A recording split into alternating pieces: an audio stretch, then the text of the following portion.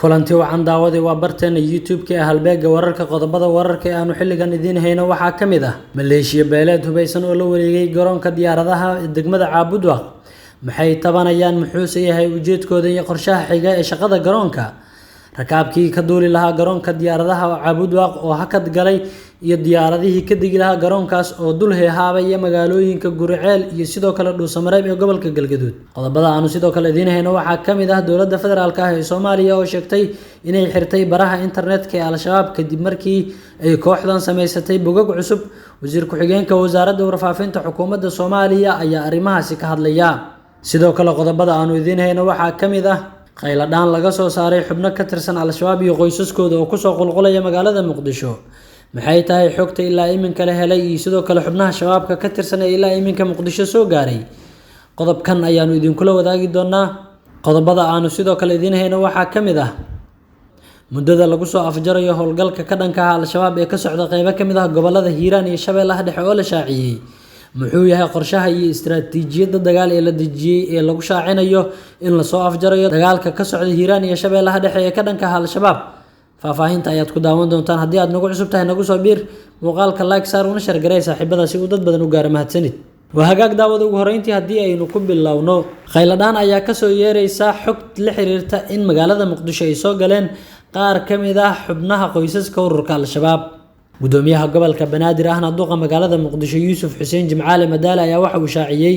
in xubno ka tirsan kooxda Al-Shabaab iyo qoysaskooda ay ku soo qulqulayaan magaalada Muqdisho xilli laga soo saaray deegaano badan oo gobolada Soomaaliya ka mid ah halkaas oo ay dagaalo baan ka dhaceen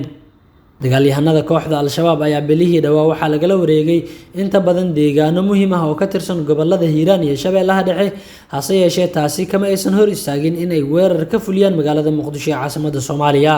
gudoomiye Yuusuf ayaa waxa ugu baaqay dadka ku nool magaalada Muqdisho inay isha ku hayaan dadkaasi shabaabka ka tirsan iyo qoysaskooda kuwaasi oo ku soo qulqulaya xaafadaha magaalada Muqdisho isla markaana waxa uu ku wargeliyay shacabka degan Muqdisho inay ku soo wargeliyaan hay'adaha amniga si ay uga hortagaan falal amni darro haddii ay qorsheynayaan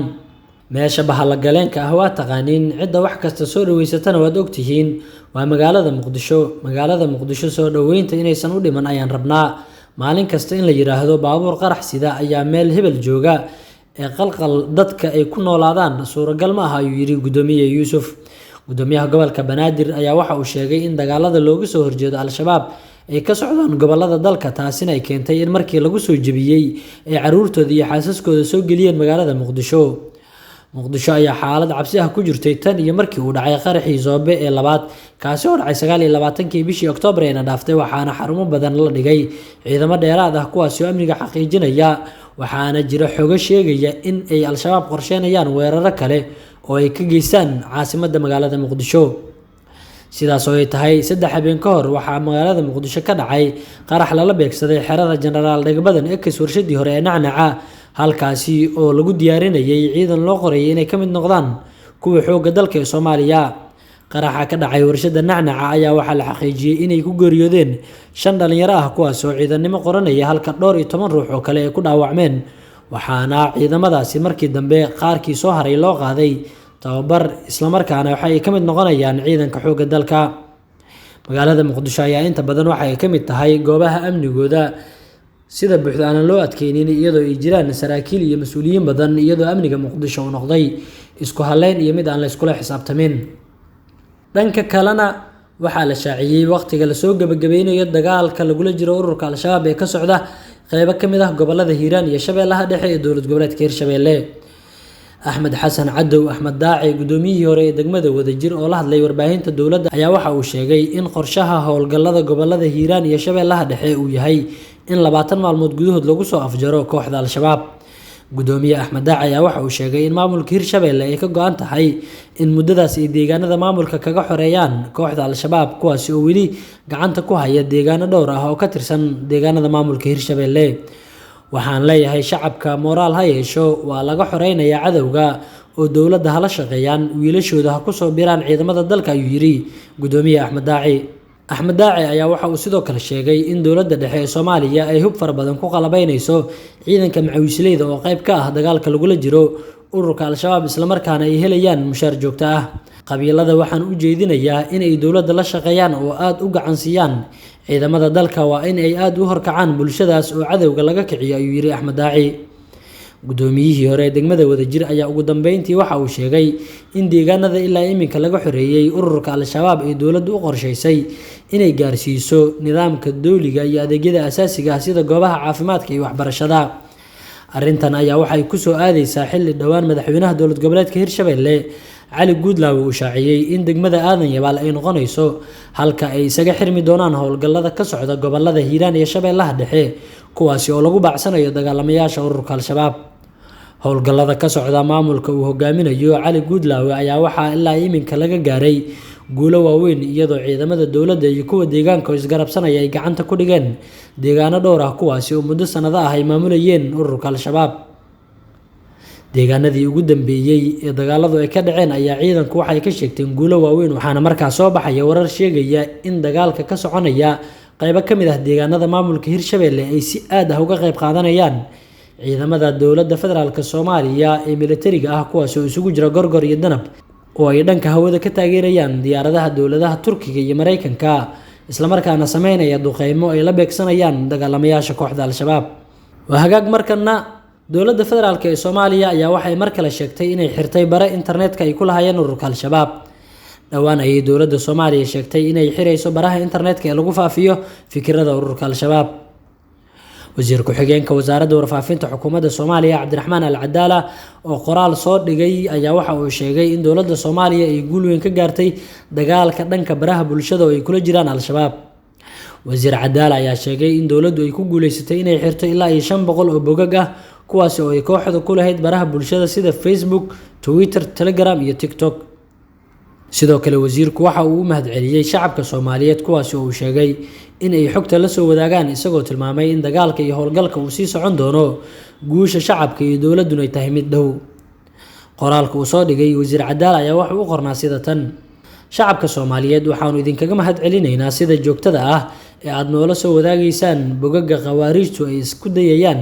inay si dhumaaleysi ah ugu faafiyaan afkaartooda habowsan. waxaan ogeysiinaynaa shacabkeena sharafta leh in xogta aad nala soo wadaagtaan aan markiiba ka jawaabno, innaga oo si joogto ah u xirnaa hadba halka ay isku dayaan khawaarijtu inay ku dhuntaan, ayuu yiri wasiir Cadaala.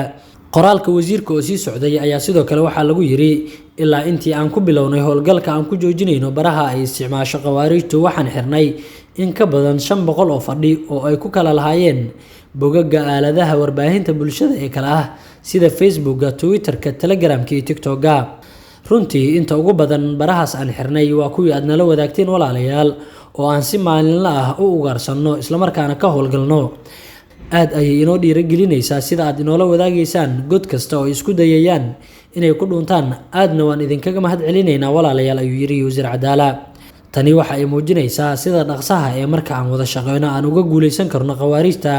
joojinta faafinta fikirka khawaarijka ah waxa uu ka badbaadinayaa ubadkeena inay noqdaan bambooyin qarxa, ayuu yiri wasiir Al-Cadaala. ugu dambeyntii wasiirka ayaa qoraalkiisa ku yiri mahadsanidin markasta shacabkeena sharafta leh. dowladda federaalka ee Soomaaliya ayaa goor hore waxa ay sheegtay in ay xirayso baraha internetka oo ay wax ku faafiyaan ururka al-shabaab, iyagoo shacabka Soomaaliyeed ka codsaday inay u soo gudbiyaan ama ay la wadaagaan dowladda haddii ay arkaan barahaas internetka ay ku leeyihiin ururka al-shabaab. ugu dambeyntiina ciidamo maleeshiyaad ah oo hubeysan ayaa waxay la wareegeen garoonka diyaaradaha magaalada Caabudwaaq, iyagoo joojiyay howlihii shaqo ee garoonkaas. diyaarado heehaabaya magaalooyinka Guriceel iyo Dhuusamareeb ayaa la arkayay kadib markii garoonka Caabudwaaq ay shaqadiisa hor istaageen maleeshiyaad hubeysan. wararka laga helayo gobolka Galgaduud ayaa waxa ay sheegayaan in maleeshiya hubeysan ay la wareegeen gacan ku haynta garoonka diyaaradaha degmada Caabudwaaq ee dhaca waqooyiga gobolka Galgaduud. maleeshiyaadkan oo wata hub iyo gaadiid dagaal ayaa waxay gudaha u galeen garoonka, waxaana ay joojiyeen shaqadii halkaa ka socotay iyaga oo dulimaadyada garoonka Caabudwaaq hakad geliyay. wararka aanu helayno ayaa waxa ay sheegayaan in maleeshiyaadka hubeysan ay qabsadeen garoonka ay kasoo horjeedaan habka loo qaybiyay xubnaha golaha deegaanka degmada Caabudwaaq, kuwaas oo iminka qaarkood la soo doortay. maleeshiyaadka hubeysan ee la wareegay gacan ku haynta garoonka diyaaradaha magaalada Caabudwaaq ayaa waxay ku doodeen in aan la siinin saamigii ay ku lahaayeen golaha deegaanka magaalada Caabudwaaq, isla markaana ay sameyn doonaan falal amni darro. sidoo kale wararka ayaa waxay intaa ku darayaan in maleeshiyaadka ay dib u soo celinayaan diyaaradaha sida mas'uuliyiinta iyo sidoo kale odayaal ku sii jeeday magaalada Caabudwaaq ee gobolka Galgaduud kuwaasi oo qorsheynayay inay xaliyaan tabashada waxaana iminka xaaladdu ay tahay mid aad u kacsan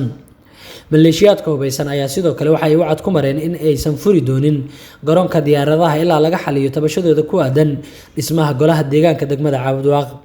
dhanka kale ma jiro wax hadal ah oo ilaa iminka ka soo baxay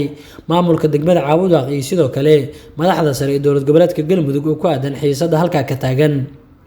si kastaba maalmihii ugu dambeeyay ayaa waxa magaalada Caabudwaaq ka taagnaa cabasho la xiriirta dhismaha golaha deegaanka hanaanka ay u martay wasaaradda arrimaha gudaha ee Galmudug taasi oo timid markii la kala diray maamulkii degmada Caabudwaaq kadib amar ka soo baxay wasiirka wasaaradda arrimaha gudaha dowlad goboleedka Galmudug Cabdiwaayeel wararkii ugu dambeeyay oo aad xilligan kala socoteen baraheena internetka xilligan waa naga inta haddii aad nagu cusub tahay nagu soo biir adigoo muuqaalka like saaray una share gareynaya saaxiibadaasi uu dad badan u gaaro mahadsanid